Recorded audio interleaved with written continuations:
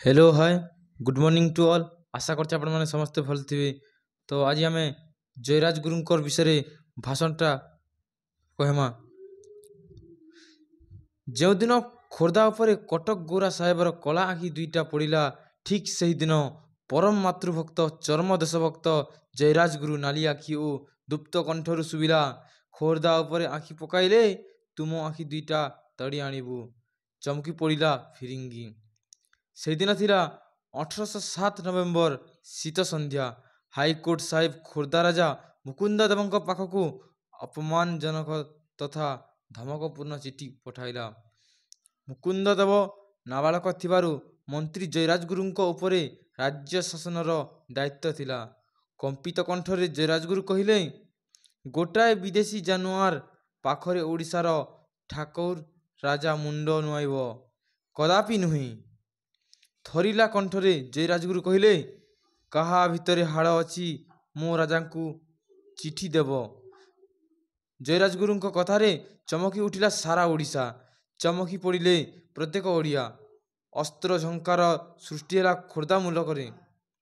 ପୁରୀ ଜିଲ୍ଲା ମାଳତୀ ପାଟପୁର ରେଳ ଷ୍ଟେସନରୁ ପାଖରୁ ଅଳ୍ପ ଦୂର ପରେ ପଡ଼ିଲା ବୀର ହରେକୃଷ୍ଣଙ୍କ ପୁର ଶାସନ। ସେହି ଶାସନ ଗାଁରେ 1739 ମସିହା ଜନ୍ମ ନେଉଥିବା ଓଡ଼ିଶାର ମୌଡ଼ମଣି ଜୟରାଜଗୁରୁ। ପିତାଙ୍କ ନାମ ଚାନ୍ଦ ରାଜଗୁରୁ, ପିତାମହଙ୍କ ନାମ ଗଦାଧର ରାଜଗୁରୁ। ଜଣେ ଉଚ୍ଚକୋଟୀର ସ୍ମୃତି ବାଗୀଶ। 18 ଖଣ୍ଡ ସ୍ମୃତି ଶାସ୍ତ୍ର ରଚନା କରି ସେ ସ୍ମାରକୀ। ବେଶୀ ବଂଶର ସେହି ବଂଶର ଶ୍ରେଷ୍ଠ ଦାୟାଦ ଜୟରାଜଗୁରୁ। ଜ୍ଞାନୀ, ଗୁଣୀ, ପଣ୍ଡିତ, ଯୁଦ୍ଧ ବିଶାରଦ, ସ୍ୱାଧୀନତା ସଂଗ୍ରାମୀ। 1791 ଠାରୁ ଜୟରାଜଗୁରୁ ଖୋର୍ଦ୍ଧାର ପ୍ରଧାନମନ୍ତ୍ରୀ ହେଲେ। ଦରବାରରେ ଦେବାନ କୃଷ୍ଣଭର୍ମର ରାଜା ଓ ସେନାପତି ବକ୍ସି ଜଗବନ୍ଧୁଙ୍କ କଥାକୁ ବେଖାତିର କରି ନିଜ କଥା ଜାହିର ରଖୁଥିଲେ। ହାଇକୋର୍ଟ ଯେଉଁ ଧମକପୂର୍ଣ୍ଣ ଚିଠି ପଠାଇଲା, ସେ ଚିରିଦେଇ ପାଦରେ ଦଳିଦେଲେ ଜୟରାଜଗୁରୁ।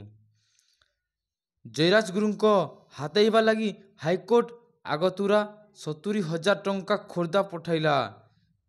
ସେତକ ଟଙ୍କା ଜୟରାଜଗୁରୁଙ୍କ ହାତରେ ପଡ଼ିଲା।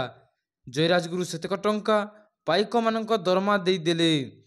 ଅପମାନଜନକ ଚିଠି ପାଇ ହାଇକୋର୍ଟର ମୁଣ୍ଡ ଖରାପ। ତଥାପି ମନ ଲାଗିଛି ଖୋର୍ଦ୍ଧା ଦଖଲ କରିବ। କାରଣ ଖୋର୍ଦ୍ଧା ଥିଲା ଅପରାଜୟ ଇଲାକା। ଖୋର୍ଦ୍ଧା ଜୟରାଜଗୁରୁ ଓ ବିଶ୍ୱବିଖ୍ୟାତ ପାଇକ କୁଲକୁ ଧ୍ୱଂସ କରିଦେଲା ଲାଗି ଇଂରେଜ ପକ୍ଷରୁ ହୀନ ପଦକ୍ଷେପ ଗ୍ରହଣ କରାଗଲା। ପାଇକ ଆଖଡ଼ା ଭାଙ୍ଗି ଦିଆଗଲା। ଖୋର୍ଦ୍ଧା ଇଂରେଜ ପକ୍ଷରୁ ହୀନ ପଦକ୍ଷେପ ଗ୍ରହଣ କରାଗଲା। ପାଇକ ଆଖଡ଼ା ଭାଙ୍ଗି ଦିଆଗଲା। ଖୋର୍ଦ୍ଧା ଲୋକ ଛୁରୀ, ଖଣ୍ଡା, ପାର୍ଶା, ଭୁଜାଲି, ନଖ ଧରିବା ଲାଗି ହୁକମନାମା ଜାରି ହେଲା। ବରୁଣେଇ ଦୁର୍ଗରେ ଜୟଙ୍କ ପାଇକ ସେନା ପ୍ରସ୍ତୁତ ହେଲେ। ହାଇକୋର୍ଟ ଧମକ ଦେଲା, ଜୟ ଯଦି କମ୍ପାନୀ ଶାସନ ପାଖରେ ଭୁଲ ମାନିଲେ ତେବେ ତାଙ୍କୁ କ୍ଷମା ମିଳିବ।